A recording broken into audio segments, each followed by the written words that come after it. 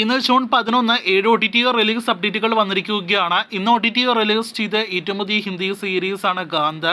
ജിയോ സിനിമയിലൂടെയാണ് ഈ Hindi series OTT release ചെയ്തിരിക്കുന്നത്. ഗാന്ത് chapter 1 Jamuna പാർ എന്ന പേരിലാണ് ഹിന്ദി, തമിഴ്, തെലുഗു, കന്നഡ, മറാത്തി, ബംഗാളി ഉൾപ്പെടെയുള്ള ഭാഷകളിൽ ജിയോയിലൂടെ സീരീസ് OTT റിലീസ് ചെയ്തിരിക്കുന്നത്. രണ്ടാമത്തേത് തമിഴിൽ നിന്നുള്ള സന്താനം നായകനെ എത്തിയ ഇങ്ക നാൻ താൻ കിങ് എന്ന സിനിമയുടെ അപ്ഡേറ്റ് ആണ്. ചിത്രത്തിന്റെ OTT അവകാശങ്ങൾ ഡിസ്നി പ്ലസ് ഹോട്ട്സ്റ്റാർ ആണ് സ്വന്തമാക്കിയിരിക്കുന്നത്.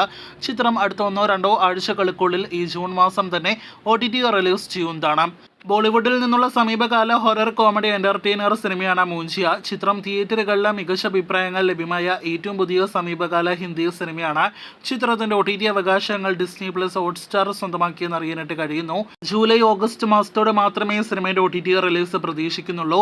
മൂഞ്ചിയ ഹിന്ദി ഭാഷയ്ക്ക് പുറമെ സൗത്ത് ഇന്ത്യൻ ഭാഷകളിലും OTT റിലീസ് ചെയ്യുമെന്ന് പ്രതീക്ഷിക്കുന്നു.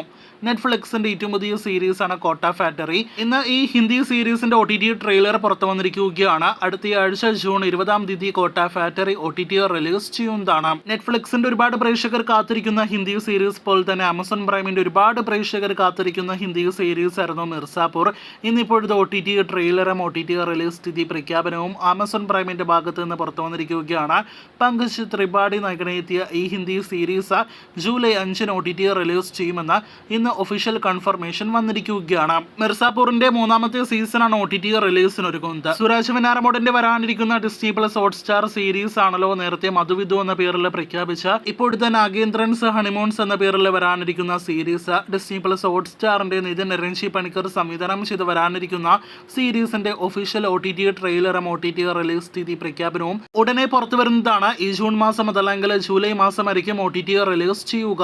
നടികർ എന്ന സിനിമ നേരത്തെ തിയേറ്ററുകളിലേക്ക് എത്തിയ ടൊവിനോയുടെ വമ്പൻ ബഡ്ജറ്റിൽ തിയേറ്ററുകളിലേക്ക് എത്തിയ വൻ ദുരന്തമായ സിനിമയാണല്ലോ.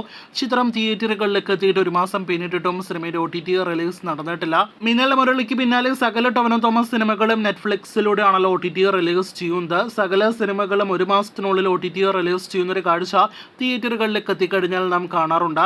എന്നാൽ നടികർ എന്ന സിനിമയുടെ OTT റിലീസ് വൈകുകയാണ്.